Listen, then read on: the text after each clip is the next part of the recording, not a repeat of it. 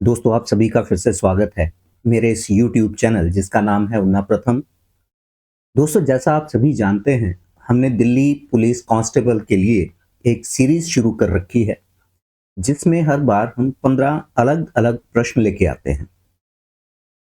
तो आज मैं इसी सीरीज का भाग 6 लेके आया हूं जिसमें 15 प्रश्न होंगे और जैसा आप सभी जानते हैं, आप सभी को 10 सेकंड का समय दिया जाएगा जिसमें आपने अपने आंसर को मार्क करना है और वीडियो के अंत में आपके कितने प्रश्न ठीक हुए हैं, आप जो कमेंट बॉक्स है उसमें जरूर मेंशन कीजिए।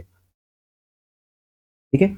ये वीडियो आप लोगों की सफलता के लिए बनाए जाते हैं, तो मेरी सभी से रिक्वेस्ट है कि वीडियो को अंत तक देखें और अपना अपना इवैल्यूएशन कीजिए कि आप कहां स्टैंड करते हैं और आपको कितनी और मेहनत करने की जरूरत है। ठीक है, तो चलिए शुरू करते हैं आज का क्विज। तो कॉपी पेन लेकर तैयार हो जाइए। तो पहले प्रश्न की ओर बढ़ते हैं। तो पहला प्रश्न देखते हैं। पहला प्रश्न है, भारत में नीली क्रांति ब्लू रेवोल्यूशन का जनक किसे माना जाता है? Who is known as father of blue revolution in India? Option आपके सामने है। Option A Verghese Kurien, option B M S Swaminathan, option C Hiralal Chaudhary और ऑप्शन डी सैम पित्रोदा। आपका समय शुरू।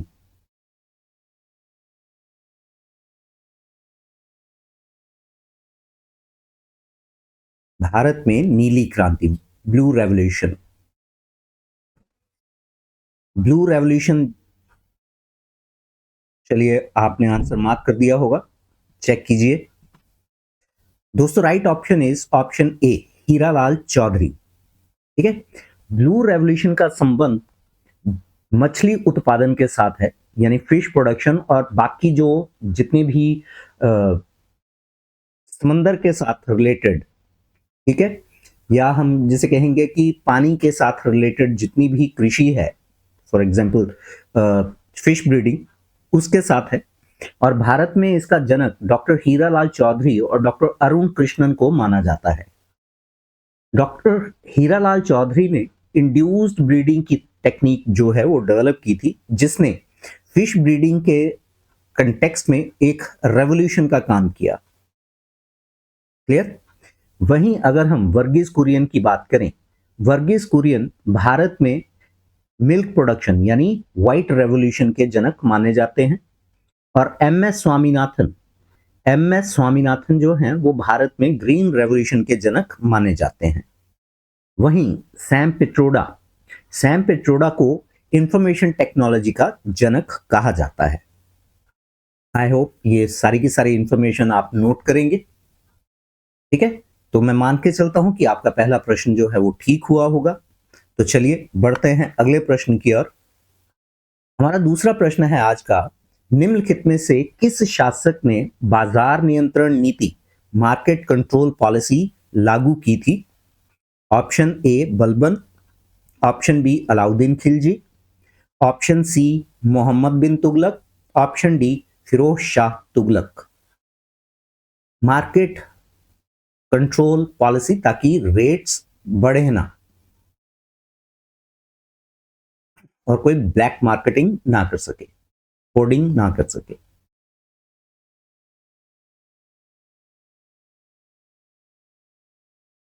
तो दोस्तों, आपका समय समाप्त होता है, चेक कीजिए।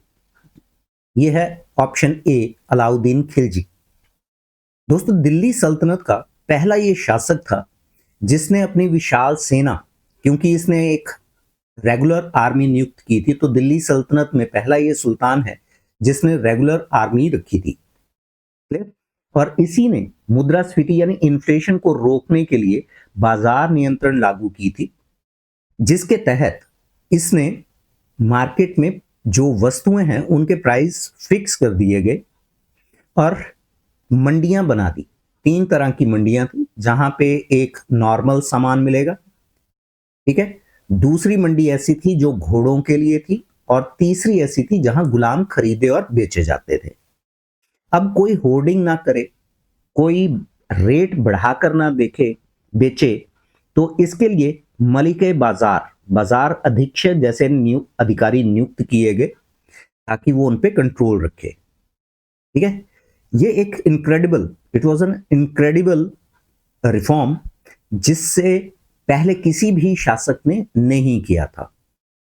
तो अलाउद्दीन खिलजी द्वारा दिल्ली सल्तनत में पहली बार रेगुलर आर्मी रखी गई थी जो पेरोल पे थी। ठीक है, सेकंड, इन्फ्लेशन को कर्ब करने के लिए, इन्फ्लेशन मुद्रास्फीति को कम रखने के लिए हर एक जो वस्तुएं थी, हर एक आइटम्स थी, उनके प्राइसेस फिक्स कर दिए गए थे। क्लियर?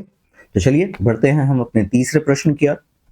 हमारा तीसरा प्रश्न है, भारतीय राष्ट्रीय कांग्रेस के किस अधिवेशन में पहली बार वंदे मातरम गाया गया था? पहली ऑप्शन है 1886 कलकत्ता अधिवेशन, दूसरी ऑप्शन है 1896 कलकत्ता अधिवेशन, तीसरी ऑप्शन 1911 कलकत्ता अधिवेशन और चौथी ऑप्शन 1929 लाहौर अधिवेशन। इंडियन नेशनल कांग्रेस द्वारा पहली बार वंदे मातरम कब गाया गया था? क्योंकि वंदे मातरम आजकल काफी चर्चा में है, हमारा जो नेशनल सॉन्ग है। तो चलिए, समय समाप्त हुआ, चेक करते हैं कि आपका आंसर ठीक है या गलत। तो दोस्तों ये है 1896 कलकत्ता अधिवेशन। तो यहां से कुछ सप्लीमेंट्री क्वेश्चन निकल के आते हैं कि वंदे मातरम जो हमारा नेशनल सॉन्ग है वो किसने लिखा? तो दोस्तों ये लिखा है बंकिम चंद्र चटर्जी ने। कई बार ऑप्शन में आपको बंकिम चंद्र चट्टोपाध्याय भी मिलेगा। अब अगला प्रश्न यहां से आता है कि ये जो वंदे मातरम गाना लिखा गया है, हमारा जो नेशनल सॉन्ग है, ये किस उपन्यास से लिया गया है? तो दोस्तों ये है आनंद मठ। ठीक है, आनंद मठ में वंदे मातरम का उल्लेख है।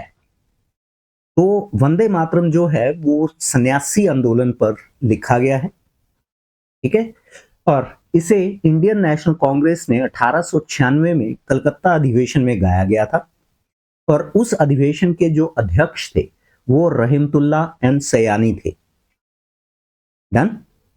ये एक ऐसा सॉन्ग था जिससे ब्रिटिश काफी डरा करते थे, तो उन्होंने इस पे बैन भी लगा दिया था। और वहीं अगर हम अपने राष्ट्रगान की बात करें, नेशनल एंथम की बात करें, तो जन गण मन पहली बार 1911 के कलकत्ता अधिवेशन में गाया गया था। अब यहां पे मैं आपके लिए एक प्रश्न छोड़े जा रहा हूं कि हमारा जो राष्ट्रगान है वो किसने लिखा? प्रश्न ध्यान से सुनिए कि हमारा जो राष्ट्रगान है वो किसने लिखा। तो चलिए बढ़ते हैं यहां से चौथे प्रश्न की ओर। हमारा चौथा प्रश्न है, मानव शरीर में रक्त का पीएच मान, पीएच वैल्यू लगभग कितना होता है एवरेज? 6.4, सेकंड ऑप्शन है 7.4, सी ऑप्शन है 8.4 या डी ऑप्शन 5.4।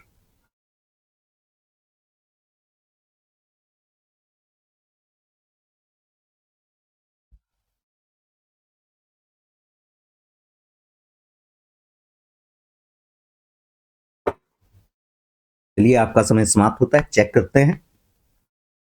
तो दोस्तों ये है 7.4। अब वहीं अगर हम पीएच की बात करें तो पीएच की फुल फॉर्म होती है पोटेंस ऑफ हाइड्रोजन। ठीक है, exact is potence, POTENZ, potence of hydrogen, या इसे हम पावर ऑफ हाइड्रोजन भी कह सकते हैं। ये पीएच जो है ये डिसाइड करता है कि कोई भी जो लिक्विड है वो एसिड है या वो एल्कलाइन है यानी क्षार है। यदि हम बात करें pH 7 तो ये न्यूट्रल वैल्यू है। ठीक है, जैसे पानी। लेकिन अगर pH वैल्यू 7 से कम है तो वो एसिडिक होगा, और यदि pH जो है वो 7 से अधिक है तो ये एल्कलाइन होगा। तो जो ह्यूमन ब्लड है वो हल्का सा एसिडिक होता है, सॉरी एल्कलाइन होता है, तो इसकी वैल्यू जो है एवरेज 7.35 से लेकर 7.45 के बीच में होता है। ठीक है, तो एवरेज हम जो लेते हैं वो 7.4 लेते हैं। तो कई बार प्रश्न ऐसे भी आ जाता है कि जो ह्यूमन ब्लड है वो एसिडिक है, एल्कलाइन है, दोनों है या न्यूट्रल है। तो दोस्तों ये हल्का सा क्षारीय यानी एल्कलाइन होता है। क्लियर? तो आई होप, मैं मान के चलता हूं कि चारों के चारों प्रश्न अभी तक आपके ठीक हुए होंगे। बढ़ते हैं पांचवें प्रश्न की ओर। पांचवा प्रश्न है, भारत की सबसे पुरानी पर्वत श्रृंखला अरावली की सबसे ऊंची चोटी कौन सी है? Option A Doda Betta, option B Anamudi, option C Guru Shikhar, option D Dhupgarh.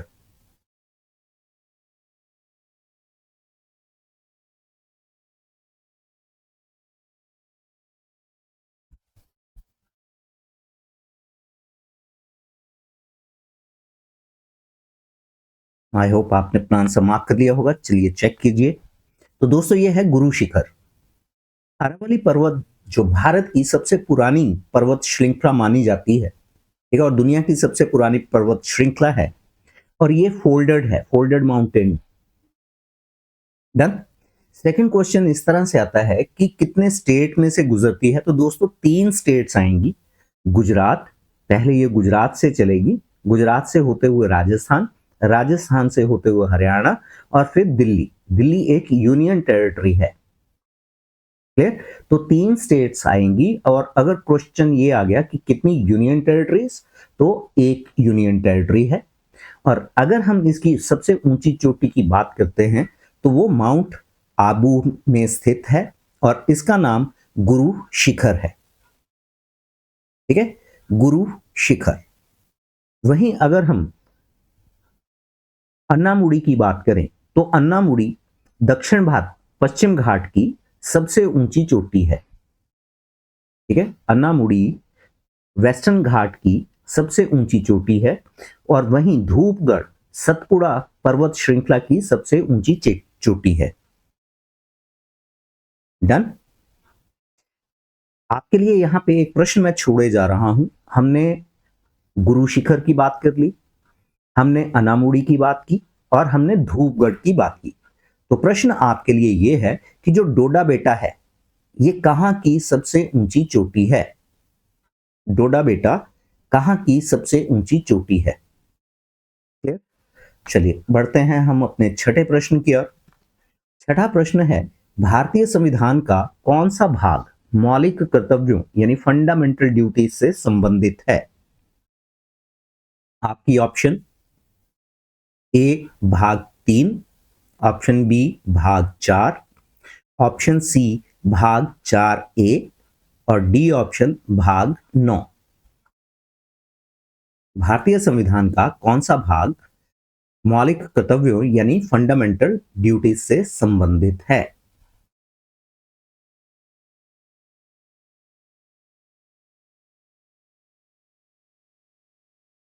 I hope दोस्तों आपने अभी तक अपना आंसर मार्क कर लिया होगा। चेक कीजिए। तो right option is option C भाग 4A, 4A। दोस्तों अगर हम सप्लीमेंट्री क्वेश्चंस की ओर देखें तो खूब सारे यहां पे सप्लीमेंट्री क्वेश्चंस निकलते हैं।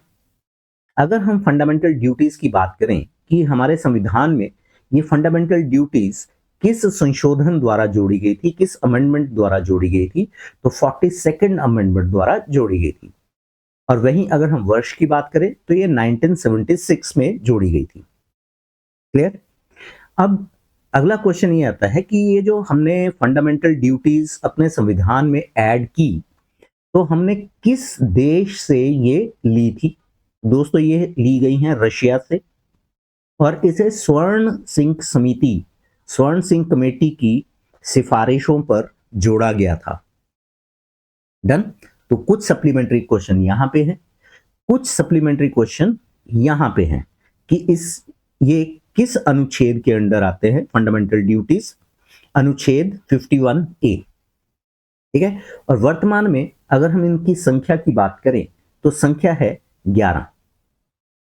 यहां दोस्तों एक और प्रश्न मैं आपके लिए छोड़े जा रहा हूं कि क्या हमारी जो फंडामेंटल ड्यूटीज हैं, क्या उसे कोर्ट में चैलेंज किया जा सकता है या नहीं। ठीक है, enforceable by the court of law और नॉट। वहीं अगर हम पार्ट 3 की बात करें तो पार्ट 3 जो है ये फंडामेंटल राइट से संबंधित है, और पार्ट 4 जो है ये राज्य के नीति निदेशक तत्वों से है, direct principle of state policy से संबंधित है। क्लियर? तो खूब सारे सप्लीमेंट्री क्वेश्चंस यहां पे इसी प्रश्न से निकल के हमारे सामने आ रहे हैं। क्लियर? तो आई होप अभी तक आप इन चीजों को नोट कर रहे होंगे। बढ़ते हैं हम अपने अगले प्रश्न की ओर, और हमारा 7वां प्रश्न है, वायुमंडल की किस परत में ओजोन परत, ओजोन लेयर पाई जाती है। आपकी ऑप्शन है, ऑप्शन 1 क्षोभ मंडल जिसे ट्रोपोस्फियर कहते हैं, ऑप्शन बी समताप मंडल जिसे स्ट्रेटोस्फियर कहते हैं, ऑप्शन सी मध्य मंडल जिसे मीजोस्फियर कहते हैं, और ऑप्शन डी आयन मंडल जिसे आयनोस्फियर कहते हैं। Ozone layer.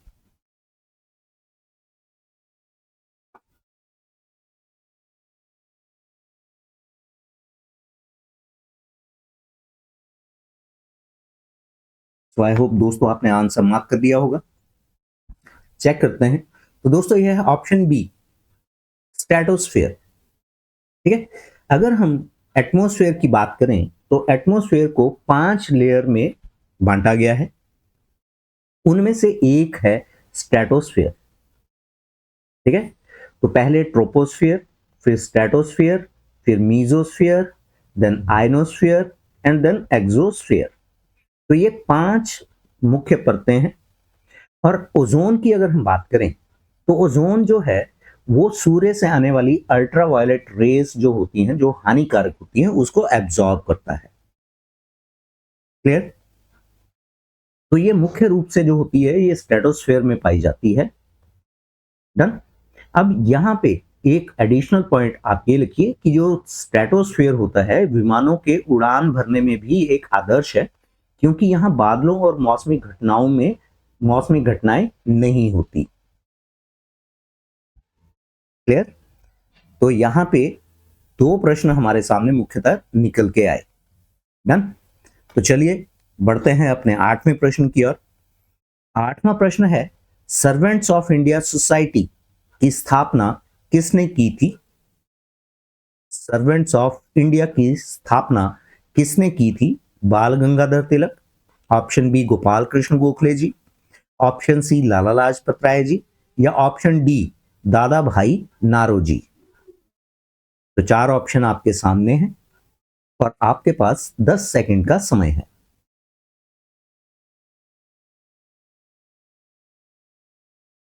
आई होप आपने अपना आंसर मार्क कर लिया होगा। चेक करते हैं। ये है दोस्तों ऑप्शन बी गोपाल कृष्ण गोखले जी। तो सर्वेंट्स ऑफ इंडिया सोसाइटी की स्थापना 1905 में, तो सप्लीमेंट्री क्वेश्चन एक यहां से निकल रहा है, और इसकी स्थापना गोपाल कृष्ण गोखले जी ने पुणे में की थी, तो एक सप्लीमेंट्री क्वेश्चन यहां से है। क्लियर? अब अगर हम उद्देश्य की बात करें तो उस समय देश सेवा के लिए जितने भी युवा हैं उनको प्रेरित करना और उनको प्रशिक्षित करना था कि किस तरह से हम आंदोलनों के द्वारा भारत को आजाद करवा सकते हैं। डन। गोपाल कृष्ण गोखले जो हैं इनको महात्मा गांधी का राजनीतिक गुरु भी माना जाता है। तो ये क्वेश्चन बहुत इंपॉर्टेंट हो जाता है कि महात्मा गांधी जी के राजनीतिक गुरु कौन थे। तो गोपाल कृष्ण गोखले जी। क्लियर? तो चलिए बढ़ते हैं यहां से अपने 9वें प्रश्न की ओर, और हमारा 9वां प्रश्न है, राष्ट्रपति द्वारा संसद के दोनों सदनों की संयुक्त बैठक यानी ज्वाइंट सिटिंग किस अनुच्छेद के तहत बुलाई जाती है। ऑप्शन है, ऑप्शन ए अनुच्छेद 108, ऑप्शन बी अनुच्छेद 110, ऑप्शन सी अनुच्छेद 112, और ऑप्शन डी अनुच्छेद 123। ठीक है, 4 ऑप्शन आपके सामने हैं।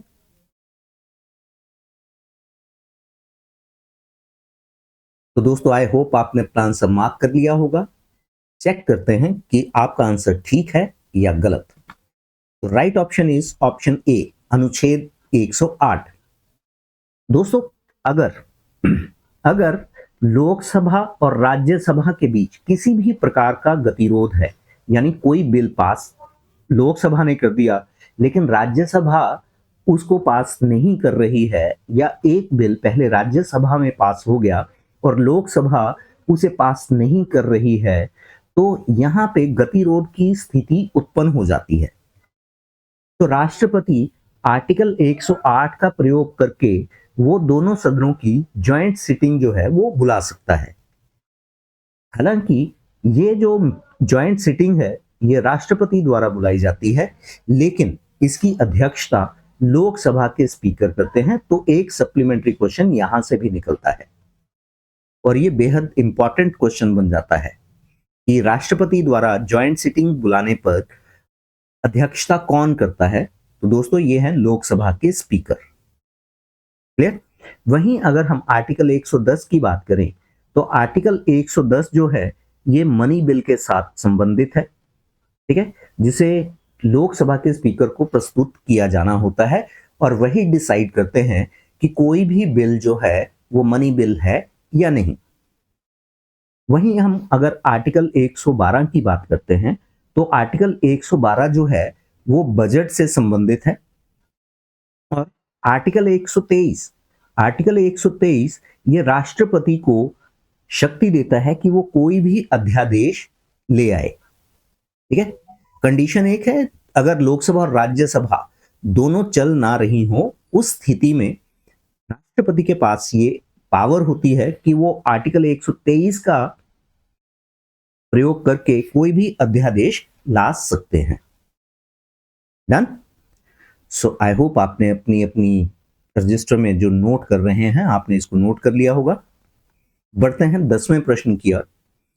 10वां प्रश्न जो है, निम्नलिखित में से कौन सी नदी डेल्टा नहीं बनाती है बल्कि एस्चुरी बनाती है?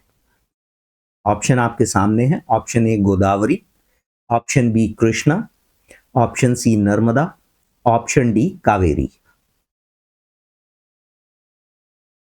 एस्चुरी, डेल्टा नहीं बनाती हैं, एस्चुरी बनाती हैं।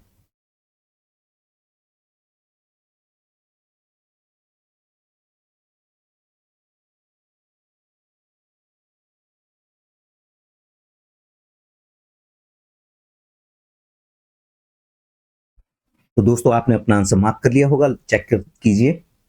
दोस्तों, ये है ऑप्शन सी। ठीक है, नर्मदा नदी जो है वो डेल्टा नहीं बनाती बल्कि एस्चुरी बनाती है। अब देखते हैं कि क्यों, डेल्टा और एस्चुरी दोनों में अंतर क्या है।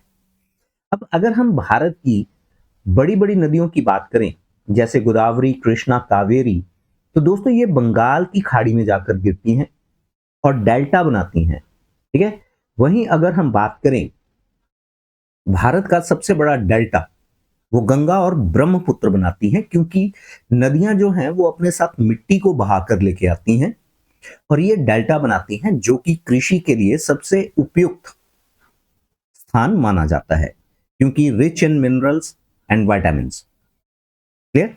वहीं अगर हम नर्मदा और ताप्ती नदियों की बात करें तो ये वेस्टर्न की ओर बढ़ती हैं, पश्चिम की ओर बढ़ती हैं और अरब सागर में गिरती हैं। अब इन नदियों की बात करें तो अगर हम गोदावरी, कृष्णा और कावेरी, गंगा और ब्रह्मपुत्र की बात करें तो वो प्लेन एरिया में बहती हैं और वो वहां पे डेल्टा बना देती हैं। लेकिन अगर हम नर्मदा और ताप्ती की बात करें तो ये वेस्ट की ओर बहती हैं और अरब सागर में गिरती हैं। ठीक? अब सोचने वाली बात यह है कि ये डेल्टा क्यों नहीं बनाती। तो दोस्तों, ये जो नदियां हैं ये चट्टानों, ये जो एरिया जिसमें ये बहती हैं तो ये कठोर चट्टानों पे बहती हैं और डेल्टा की बजाय एक संकीर्ण मुहाना, एक स्मॉल जिसे कहेंगे ओपनिंग्स बनाती हैं, जिसे एस्चुरी कहते हैं। अब यहाँ पे फ्रेश वाटर जो है वो समंदर के खारे पानी से मिलता है और एस्चुरी जो है, एस्चुरी आइडियल प्लेस माना जाता है फिशिंग के लिए। यहां सबसे ज्यादा मछलियां पाई जाती हैं। ठीक है, so ideal place for fishing, estuary. तो यहां से ये सप्लीमेंट्री क्वेश्चन भी बनता है। क्लियर? तो चलिए बढ़ते हैं हम अगले प्रश्न की ओर। हमारा 11वां प्रश्न है, तीसरी बौद्ध संगीति थर्ड बुद्धिस्ट काउंसिल का आयोजन किसके शासनकाल में हुआ था? Option A Ajata Shatru, option B Kalashoka, option C Ashoka या option D Kanishka. Third Buddhist council किसके शासनकाल में हुआ था?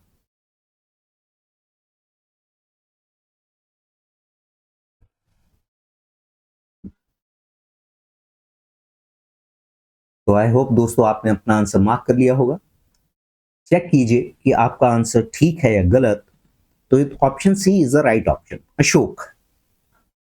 तीसरी बौद्ध संगीति का आयोजन मौर्य सम्राट अशोक के शासनकाल में लगभग 250 ईसा पूर्व में पाटलिपुत्र में हुआ था। दोस्तों अगर हम पहले बात करें कि अशोक बौद्ध धर्म को क्यों प्रमोट करेंगे, तो दोस्तों जैसा कि आप जानते हैं कि अशोक ने अपना अंतिम युद्ध जो लड़ा था वो कलिंग का युद्ध लड़ा था, जिसमें लाखों लोग मारे गए थे। और जब अशोक वापस आ रहा था तो उसका मन जो था वो बहुत दुखी था। तो रास्ते में इनको उपगुप्त उपगुप्त नाम के एक बौद्ध भिक्षु मिले, जिन्होंने बौद्ध धर्म के प्रवचन इनको सुनाए और अशोक जो हैं उन्होंने बौद्ध धर्म अपना लिया। तो यहां से एक सप्लीमेंट्री क्वेश्चन ये भी आता है कि अशोक को बौद्ध धर्म में लाने वाले कौन थे? तो ये थे उपगुप्त। अब बौद्ध धर्म जब इन्होंने अपना लिया तो उसको प्रमोट करने के लिए थर्ड बुद्धिस्ट काउंसिल का आयोजन जो है वो मगध की राजधानी पाटलिपुत्र में हुआ। अब इस जो काउंसिल, ये जो बुद्धिस्ट काउंसिल है, यहां से सप्लीमेंट्री क्वेश्चन और निकलता है कि इसके अध्यक्ष कौन थे? तो दोस्तों ये थे मोगलीपुत्र तिस। ठीक है, इसके अध्यक्ष मोगलीपुत्र तिस थे। अब वहीं अगर हम बात करें ये इंपॉर्टेंट क्यों थी, ये जो काउंसिल मीट हुई ये क्यों इंपॉर्टेंट है, तो दोस्तों इसी काउंसिल मीट में अभिधम्म पिटक को अंतिम रूप दिया गया, जो कि एक बुद्धिस्ट ग्रंथ है। क्लियर? तो थर्ड बुद्धिस्ट काउंसिल, दोस्तों जितने भी बुद्धिस्ट काउंसिल्स हैं वो हमारे लिए बहुत इंपॉर्टेंट है, क्योंकि किसी ना किसी एग्जाम में एक क्वेश्चन बुद्धिस्ट काउंसिल से पूछ लिया जाता है। क्लियर? तो चलिए बढ़ते हैं अगले प्रश्न की ओर। 12वां प्रश्न है, प्रसिद्ध संगीतकार हरिप्रसाद चौरसिया किस वाद्य यंत्र से संबंधित है? पहली ऑप्शन है option A shehnai, option B sarod, option C tabla, option D बांसुरी।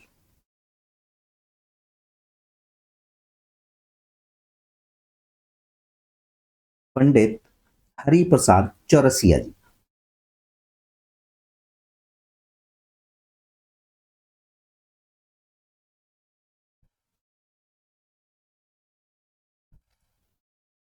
आई होप आपने अपना आंसर मार्क कर लिया होगा। चेक करते हैं। दोस्तों ये है ऑप्शन डी बांसुरी। पंडित हरिप्रसाद चौरसिया जो हैं वो भारतीय शास्त्रीय संगीतकार, जिनका संबंध जो है वो बांसुरी के साथ है। ठीक है, इन्होंने भारत का जो ट्रेडिशनल ट्रेडिशनल एक म्यूजिकल इंस्ट्रूमेंट, इसको पूरे वर्ल्ड में फेमस किया। क्लियर है? वहीं अगर हम शहनाई की बात करते हैं तो उस्ताद बिस्मिल्लाह खान, इनका संबंध है। तबला की बात करें तो तबला के साथ उस्ताद जाकिर हुसैन। तो यहां पे एक प्रश्न मैं आपके लिए छोड़े जा रहा हूं कि यहां जो एक और म्यूजिकल इंस्ट्रूमेंट आपको दिखाई दे रहा है, सरोद। सरोद के जो सबसे फेमस संगीतकार कौन थे? ठीक है, सरोद के सबसे इंपॉर्टेंट प्रसिद्ध संगीतकार कौन थे, यानी सरोद के साथ किसका संबंध था? डन? तो चलिए बढ़ते हैं अगले प्रश्न की ओर। 13वां प्रश्न है, 1857 के विद्रोह के दौरान कानपुर से नेतृत्व किसने किया था? 1857 के विद्रोह के दौरान कानपुर से नेतृत्व किसने किया था? Option A Begum Hazrat Mahal, option B Kunwar Singh ji, option C Nana Saheb, option D रानी लक्ष्मीबाई।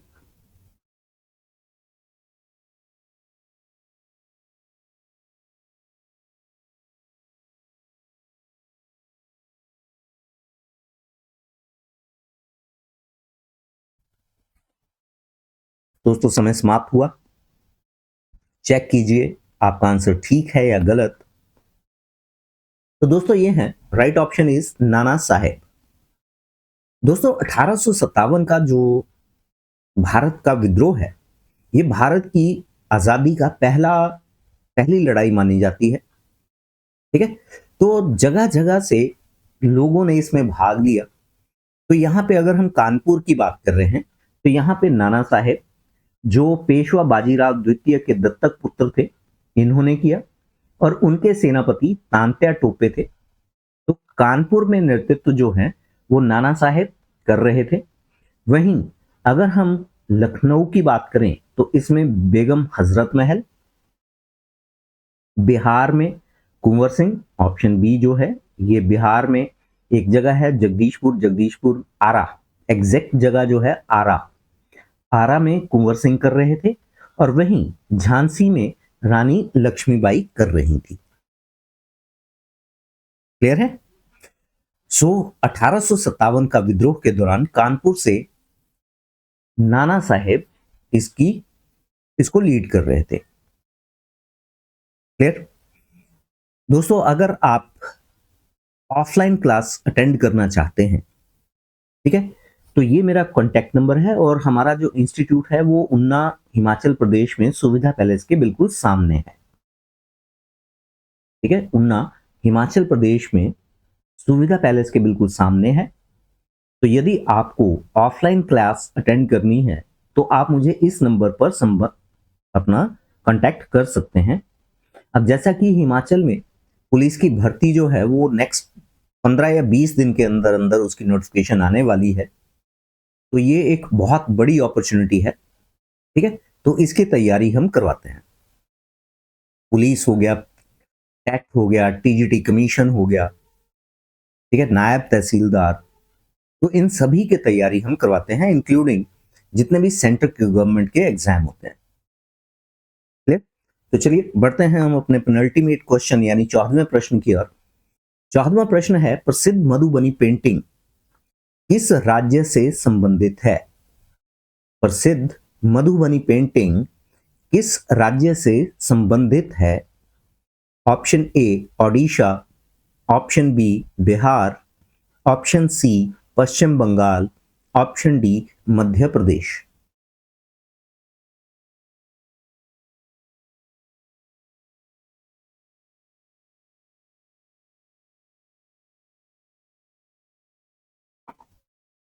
प्रसिद्ध मधुबनी पेंटिंग,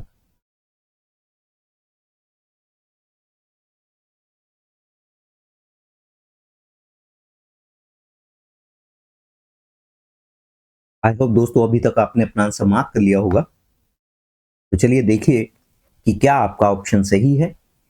तो right option is option B. दोस्तों मधुबनी जो है ये बिहार का एक डिस्ट्रिक्ट है, और अगर हम क्षेत्र की बात करें तो ये मिथिला क्षेत्र है, तो इसीलिए इसे मधुबनी पेंटिंग या मिथिला पेंटिंग भी कह देते हैं। क्लियर? अब अगर हम इस कला की बात करें तो ये दीवारों पर या फर्श पर बनाई जाती है, और इसमें देवी देवताओं, प्रकृति यानी नेचर, और सामाजिक जीवन में जो दृश्य हम देखते हैं उनका चित्रण होता है। क्लियर? वहीं अगर हम मधुबनी या मिथिला पेंटिंग की बात करें तो इसे GI tag, geographical indicator tag यानी भौगोलिक संकेत भी प्राप्त है। क्लियर? सो प्रसिद्ध मधुबनी पेंटिंग यानी मिथिला पेंटिंग जो है इसका संबंध है बिहार के साथ। क्लियर? दोस्तों आने वाले जितने भी एग्जाम होंगे, चाहे वो सेंट्रल गवर्नमेंट के हैं चाहे वो स्टेट गवर्नमेंट के हैं, तो किसी भी जो कोई भी स्टेट है उसका जो आर्ट है उससे रिलेटेड क्वेश्चन आने के मैक्सिमम चांसेस हैं। तो मेरी सभी को ये एडवाइस है कि जितने भी स्टेट्स हैं उनके जो आर्ट फॉर्म हैं उनको आप जरूर तैयार कीजिएगा। क्लियर है? चलिए बढ़ते हैं हम अगले प्रश्न की ओर। हमारा आखिरी प्रश्न है, खेल जगत में द्रोणाचार्य पुरस्कार, द्रोणाचार्य अवार्ड किसे दिया जाता है? आपकी ऑप्शन है सर्वश्रेष्ठ खिलाड़ी को, ऑप्शन बी अंपायर को, ऑप्शन सी खेल प्रशिक्षक यानी कोच को, या ऑप्शन डी जीवन भर की उपलब्धियों के लिए। खेल जगत में द्रोणाचार्य पुरस्कार।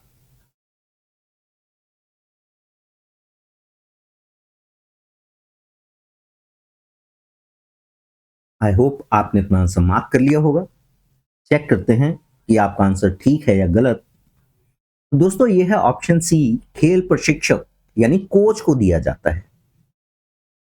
ठीक है, ये द्रोणाचार्य पुरस्कार जो है भारत में खेल के लिए जो कोचिंग के लिए है, कोचिंग के लिए सर्वोच्च सम्मान है। ठीक है, ये उन कोचेस को दिया जाता है जो खिलाड़ियों को ट्रेन करते हैं और जो कि इंटरनेशनल जो इवेंट्स होते हैं उसमें सफलता हासिल करते हैं। क्लियर? जो द्रोणाचार्य पुरस्कार है इसे 1985 में इसको शुरू किया गया था। जैसा आप जानते हैं कौरवों और पांडवों के जो गुरु थे वो द्रोणाचार्य जी थे, उन्होंने ही उनको ट्रेन किया था। इसीलिए द्रोणाचार्य पुरस्कार जो है ये कोच के लिए, कोच को दिया जाता है। तो दोस्तों यहां आकर हमारे 15 प्रश्न पूरे होते हैं। ये 15 के 15 प्रश्न जो है ये बेहद इंपॉर्टेंट है। मैं फिर से बोल रहा हूं, ये 15 के 15 प्रश्न जो हैं ये बेहद इंपॉर्टेंट है। आने वाले जितने भी गवर्नमेंट के एग्जाम्स हैं उनके लिए ये बेहद इंपॉर्टेंट होने वाले हैं। तो इनको बड़े ध्यान से और बार बार इसको देखकर याद कीजिएगा। क्लियर? तो दोस्तों आज का वीडियो हम यहीं समाप्त करेंगे। आई होप ये आपको पसंद आएगा और आप किसी ना किसी एग्जाम में ये आपको हेल्प करेगा उस एग्जाम को क्लियर करने में। यदि आपको लगता है कि ये जो वीडियो है ये आपके किसी काम आएगा तो ज्यादा से ज्यादा दोस्तों के साथ इसको शेयर कीजिए। ठीक है, और इसे लाइक कीजिए और कमेंट जरूर कीजिए कि आपके कितने प्रश्न जो हैं वो ठीक हुए हैं।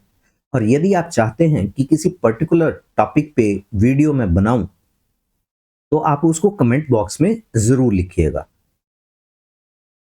ठीक है, अगला जो वीडियो मैं आपके लिए लेके आऊंगा तो मोस्ट प्रोबेबली वो क्लासिकल करंट अफेयर्स तो होगा ही होगा, लेकिन जीके में क्लासिकल डांसेस पे मैं आपके लिए एक वीडियो जरूर लेके आऊंगा जो कि बेहद इंपॉर्टेंट है। क्लियर है? तो चलिए आज का वीडियो हम यहीं समाप्त करते हैं। देखने के लिए विशेष धन्यवाद और मेरी रिक्वेस्ट है कि आप ज्यादा से ज्यादा लोगों के साथ इसको शेयर कीजिए ताकि वो भी इसका फायदा उठा सके। So thank you very much. Good night.